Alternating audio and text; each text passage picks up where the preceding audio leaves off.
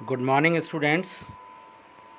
आज का हमारा टॉपिक है जाइंट क्रोमोसोम या मेगा क्रोमोसोम्स। यानी कि कुछ सेल्स ऐसी होती हैं कुछ ऑर्गेनिज्म में जिनमें ये महागुणसूत्र या जाइंट क्रोमोसोम पाए जाते हैं। अब कुछ पर्टिकुलर सेल्स में ही होते हैं, पर्टिकुलर ऑर्गेनिज्म में ही मिलते हैं, ये नहीं ये सभी में होते हैं। ठीक है। इसके अंदर हम दो क्रोमोसोम के बारे में बात करेंगे, लैम्प ब्रुस क्रोमोसोम और polytene chromosome. Is it clear? इसको हमने पूरा ही लास्ट में तक आप वीडियो को देखना, लास्ट तक आपको फिर हमने हिंदी में भी कुछ शेयर किया है इसमें। आप हिंदी वाले बच्चों के लिए वो हिंदी में भी पूरा देख सकते हैं। चलिए, some cell at certain particular stage contain large nuclei.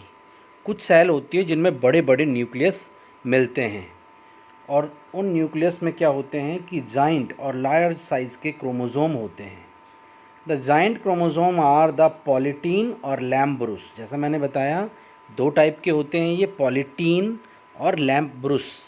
ठीक है। अब हम एक एक करके देखते हैं। सबसे पहले लैम्प ब्रुस क्रोमोसोम को देखेंगे। देखिए, फाइंड इन सर्टेन टिश्यू, कहाँ पाए गए थे ये? कुछ सर्टेन टिश्यूज़ के अंदर। Example salivary gland of larva. कुछ इंसेक्ट होते हैं जिनके लार्वा की सलाइवरी ग्लैंड में मिलते हैं, उनके गट में मिलते हैं, एपिथेलियम जो होती है गट की अंदर की दीवार में। मेलपीजियन ट्यूब्यूल्स होती है कॉकरोच वगैरह के अंदर। Some fat bodies of some diptera, यानी कि ये इंसेक्ट किस ग्रुप से बिलोंग करते हैं? डिप्टेरा से। इसमें क्या क्या आएंगे? Drosophila, Sciara, Rhynchosciara. These chromosomes are very long, ये बहुत लंबे लंबे और बहुत मोटे होते हैं। Up to 200 time their size during mitotic metaphase. देखिए, हमने आपको बताया था कि क्रोमोसोम की जो हम स्टडी करते हैं मेटाफेज में करते हैं, तो मेटाफेज में जो नॉर्मल हमारे क्रोमोसोम होते हैं उनसे 200 गुना ज़्यादा बड़े होते हैं ये जाइंट क्रोमोसोम। किसमें? ड्रोसोफिला में। Hence they are known as giant. इतने बड़े होने के कारण ही इनको हम क्या कहते हैं? Giant chromosome. जिसमें सबसे पहला है लैम्प ब्रुस क्रोमोसोम। इसके नाम को ही आप देखिए, लैम्प ब्रुस।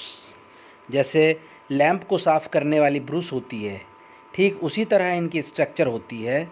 आप देखें इस तरह से। ये देखिएगा, हमारे घर में जो लैम्प को हम साफ़ करते हैं, बॉटल को हम साफ़ करते हैं, वो ब्रुस है। उसकी तरह इसकी स्ट्रक्चर होने के कारण ही हम इसको क्या कहते हैं? Lamp brush chromosome. जिसकी अभी हम डिटेल में स्ट्रक्चर भी पढ़ेंगे, लेकिन जनरल हम इसका इंट्रोडक्शन पहले देख लें। It was given the name because it is similar in appearance to the brush used in clean up chimney in centuries past. यानी कि सदियों साल पहले जो हम चिमनियों को साफ़ करते हैं जिस बॉटल से, उस बॉटल के आकार के कारण ही इसका नाम क्या पड़ा है? Lamp brush chromosome. First observed by Fleming. किसने सबसे पहले इसको डिस्कवर किया? फ्लेमिंग ने। कब किया? 1882 में। सैलामेंडर, जो एक सैलामेंडर आप जानते होंगे, जूलॉजी में आपने पढ़ा होगा, उसकी एग सेल में, जिसका जोलॉजिकल नेम है Ambystoma mexicanum. The name lampbrush was given by Ruckert. देखिए, डिस्कवर किसने किया? फ्लेमिंग ने। और नाम किसने दिया? लैम्प ब्रुस, रुकर्ट ने, 1892 में, शार्क की एग सेल में। These are found in oocyte nuclei of vertebrates. oocyte क्या होती है?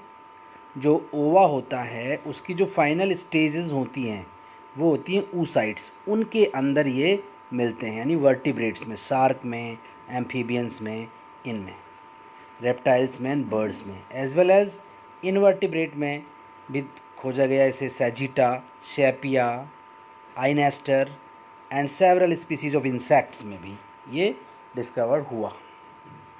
Also found in plants but most experiment in oocyte। लेकिन ज़्यादातर सारे एक्सपेरिमेंट किस पे किए गए? oocytes में। तो यहाँ आपको केवल 2-3 बातें ध्यान में रखनी है कि लैंप ब्रुश नाम इनका लैंप साफ़ करने वाली ब्रुश की तरह होने के कारण पड़ा।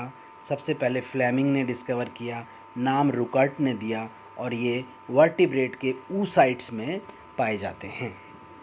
मैंने आपको अभी इसका स्ट्रक्चर दिखाया था, बिल्कुल लैंप को साफ़ करने वाला ब्रुश की तरह ही इसका स्ट्रक्चर होता है, इसीलिए हम इसे क्या बोल रहे हैं, लैंप ब्रुश क्रोमोसोम। अब आप देखें इस लैंप ब्रुश क्रोमोसोम को अगर मैं आपको दिखाऊं डिटेल में, आप देखें तो एक इस स्ट्रक्चर को आप देखिए, एक दूसरे पे ये ट्विस्टेड स्ट्रक्चर है ये, यानी कि यहाँ से आप देखिएगा ये दो आपको यहाँ दिखाई दे रही हैं, लेकिन एक को ही मैं अगर ये इस एक को बड़ा करके आपको दिखाता हूँ, इस एक को ही, इस एक को आप देखें, अरे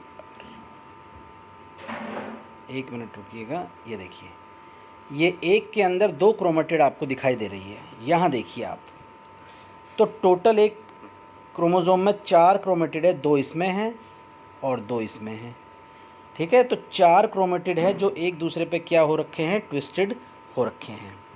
लेकिन मैं एक को आपको दिखाऊं तो आप ये देखिएगा, एक जो क्रोमोसोम है उसमें 2 क्रोमेटिड आपको दिख रहे हैं, और जगह जगह पर यहाँ पर आपको देखिएगा फूले हुए हिस्से भी दिख रहे हैं। ये देखिए, ये देखिए, ये देखिए, ये देखिए, इन्हें हम क्या कह रहे हैं, क्रोमोमियर्स। ये हैं क्रोमोमियर्स, और साइड में ये फूले हुए हिस्से कहला रहे हैं लूप। ये आप देख सकते हैं लूप, ठीक है। तो पहली बात तो आप देखेंगे कि यहाँ 2 क्रोमोसोम है, एक ये रहा और एक ये रहा, जो एक दूसरे पे लिपटे हुए हैं। इन्हें हम क्या कह रहे हैं, होमोलोगस क्रोमोसोम। अब अगर आप एक को देखेंगे तो एक के अंदर आपको 2 क्रोमेटिड दिखाई दे रहे हैं, क्रोमोमियर दिखाई दे रहे हैं, और ये लूप्स दिखाई दे रहे हैं, ठीक है। अब आप देखिए, अगर मैं आपको पूरा दिखाता हूँ तो आप देखो ये 2 क्रोमोसोम आपको दिख रहे हैं, 1 और 2। अब मैंने एक का कुछ हिस्सा आपको निकाल के दिखाया है, ये अभी तो आपको एक ही एक्सिस दिख रहा है, लेकिन इसको और बड़ा करेंगे तो आप देखिएगा ये भी 2 क्रोमेटिड इसमें होंगे। आप देखें नीचे में, ये देखिए ये 2 क्रोमेटिड है। इन 2 क्रोमेटिड में एक है एक्सिस, इस एक्सिस में आप देखें क्रोमोमियर हैं और ये 2 लूप निकले हुए हैं। तो आप देख सकते हैं ऊपर कितने सारे लूप निकले हुए हैं। तो ये सारा क्लियर हुआ आपको कि क्रोमोमियर तो ये हैं जो थोड़ी सी फूली हुई स्ट्रक्चर है, और ये लूप जो निकले हुए हैं ये क्या है, ये एक लूप ही है, मतलब क्रोमोमियर अलग हैं और लूप अलग है। तो एक्सिस में आप देख रहे हैं small region of chromosome showing sister chromatid. मैंने आपको पिछली क्लास में भी बताया था कि एक ही क्रोमोसोम की दोनों आर्म्स क्या कहलाती है, सिस्टर क्रोमेटिड्स। और chromomere formed from the highly condensed chromatin. आप देख सकते हैं यहाँ क्रोमेटिन है जो थोड़ा सा कंडेंस हो गया, फोल्ड हो गया, ये क्रोमोमियर बना रहे हैं, और ये फूले हुए हैं।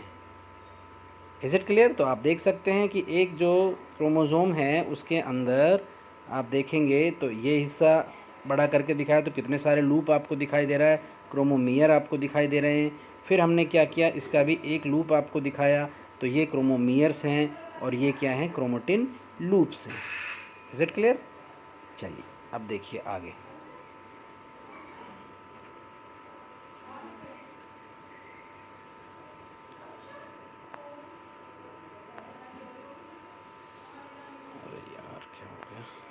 ये देखिए, lamp brush chromosomes are believe to govern the synthetic activity of growing oocytes। अब आप सोच रहे होंगे कि ये लैंप ब्रुश क्रोमोसोम करते क्या हैं, क्या करते हैं, believe to govern synthetic activity of growing oocyte। जो oocyte बहुत बड़ी हो जाती है, जिसके अंदर योक भर जाता है, योक होता है ना जो अर्ली स्टेज में जो एम्ब्रियो को डेवलपमेंट के लिए ज़रूरी होता है, उसके सिंथेसिस के लिए बहुत सारी एक्टिविटीज़ करते हैं ये। इट इज़ सजेस्टेड दैट, ये बताया जाता है कि they are actively involving synthesis of RNA, यानी कि आरएनए बनाने में हेल्प करते हैं, एक्टिवली प्रोटीन बनाने में हेल्प करते हैं, और ड्यूटोप्लाज्मिक रिजर्व, ड्यूटोप्लाज्मिक मतलब योक रिजर्व बनाने में हेल्प करते हैं। तो आप 3 काम लिख दें इसमें, क्या करते हैं कि oocytes के अंदर एक्टिवली इन्वॉल्व होकर के क्या बनाते हैं, आरएनए बनाते हैं, प्रोटीन बनाते हैं और यौग बनाते हैं। लैम्ब्रुस chromosomes also show the possible way of the gene amplification which required during the growth phase of oocyte. oocyte की डिफरेंट क्या होता है कि जो फेजेस होती है oocytes की, उनके अंदर क्या होता है, ये दिखाई देते हैं। अब हम बात कर रहे हैं इसकी स्ट्रक्चर की कि लेटरल लूप्स में क्या होता है, मेन एक्सिस में क्या होता है। तो आप एक बार देखें, अभी आपको दिखाते हैं। यहाँ देखिए, पहले आप इसका आप पूछ सकते हैं कि भाई ये एक्सिस किसके बने हैं। ये एक्सिस जो है ये तो प्रोटीन के और डीएनए के बने हैं, ठीक है, प्रोटीन और डीएनए के बने हैं। और जो साइड में ये लूप आपको दिखाई दे रहे हैं, ये लूप में जो मैट्रिक्स है वो आरएनए की होती है और इसके चारों तरफ क्या होता है, नहीं, ये प्रोटीन का लूप है और इसके चारों तरफ है आरएनए मैट्रिक्स है। Is it clear? और एक बार हम इसको देख लेते हैं।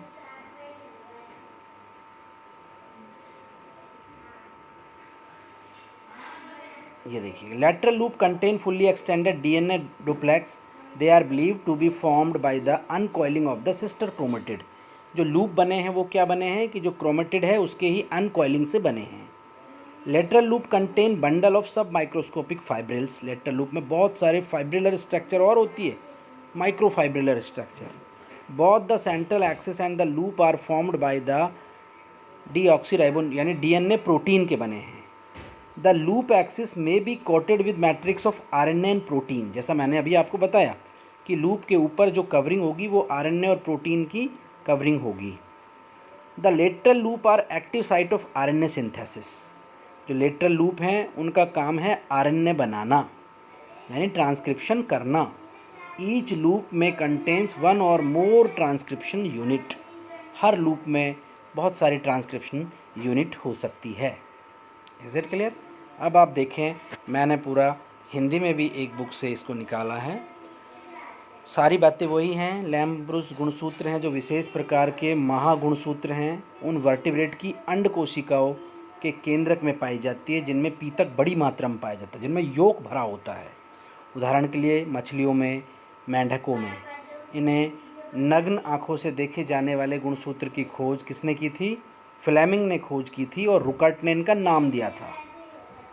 ड्यूरिस के अनुसार प्लास्टिक की नली, ये वही है, इनका नाम क्यों पड़ा? क्योंकि जो चिमनी को साफ़ करते हैं हम, उसमें जो बॉटल ब्रुश यूज करते हैं उसके आकार के होने के कारण हम इसको क्या कहते हैं? लैम्प ब्रुश गुणसूत्र। ठीक है, लैंप को साफ़ करने वाली ब्रुश के समान होने के कारण। लैम्प ब्रुश गुणसूत्र में एक मुख्य मेन एक्सिस था और उस पर लेटरल लूप्स निकले हुए हैं, आप देख सकते हैं।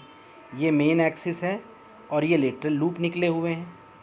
मेन एक्सिस में क्या है? ये क्रोमोमियर आपको दिख रहे हैं जहाँ पर फोल्डिंग मिल रही है।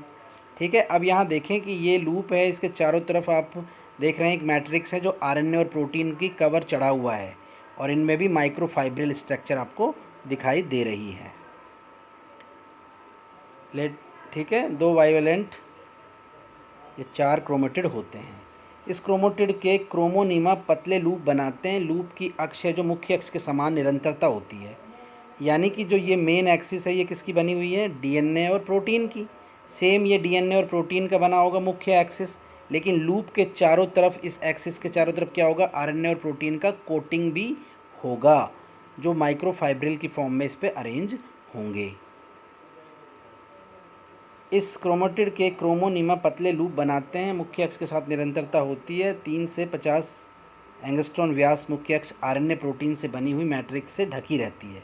लूप के आधार पर गहरे अभिरंजित क्रोमोमियर एकत्रित होते हैं। ये देखिएगा, ये डार्क स्टेन्ड जो फोल्डेड स्ट्रक्चर है इन्हें हम कह रहे हैं क्रोमेटिड्स।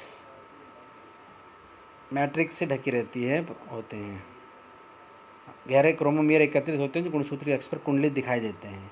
प्रोटीन तथा यौग का संश्लेषण लूप के निकट ही होता है और जितना भी जो oocytes के अंदर यौग बन रहा होगा वो इनके पास वाले क्षेत्र से ही होगा। इन पदार्थों के मुक्त हो जाने पर कोलैप्स होकर छोटे हो जाते हैं। जैसे ही जो प्रोडक्ट इनको बनाना है बना लेते हैं तो ये कोलैप्स होकर छोटे हो जाएंगे। लूप क्रोमोमियर से बनते हैं तथा क्रोमोमियर के 1 से 9 तक लूप बनते हैं। अर्धसूत्री विभाजन में प्रोफेज फर्स्ट की डिप्लोटीन अवस्था में इनकी लंबाई अत्यधिक बढ़ जाती है। जो अर्धसूत्री विभाजन होता है उसकी सब फेज होती है डिप्लोटीन, उसमें इनकी लंबाई सबसे बड़ी दिखाई देती है और हेयर की तरह ये होते हैं। वही देखो हमने कहा कि यहाँ पर ये होमोलोगस क्रोमोज़ोम है, एक क्रोमोज़ोम है, इसमें 2 क्रोमेटिड हैं और लूप है, एक इसमें है, और जहाँ पर ये एक दूसरे से मिलते हैं उसको हम कहते हैं कियाज़मेटा। क्या कहते हैं? कियाज़मेटा। ये है कियाज़मेटा। अर्धसूत्री विभाजन के मेटाफेज आने तक इनकी संख्या घट जाती है। भाई डिप्लोटीन तो प्रोफेज की ही फेज़ है, सब फेज़ है, फिर मेटाफेज आएगा तो इन लूपों की संख्या कम होती चली जाएंगी और ये तेज़ी से आरएनए बना के डिसअपियर होते चले जाएंगे। लूप की संख्या और परिमाप में कमी इनके विघटन के कारण होती रहती है। इस तरह oocyte के विभिन्न अवस्थाओं में उपयोग के लिए ये काम आते हैं लूप। और क्या करते हैं ये?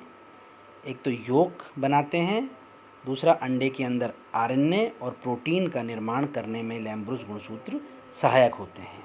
तो आज के लिए लैम्ब्रुस गुणसूत्र ही काफ़ी है। कल हम बात करेंगे पॉलीटीन गुणसूत्र की। धन्यवाद।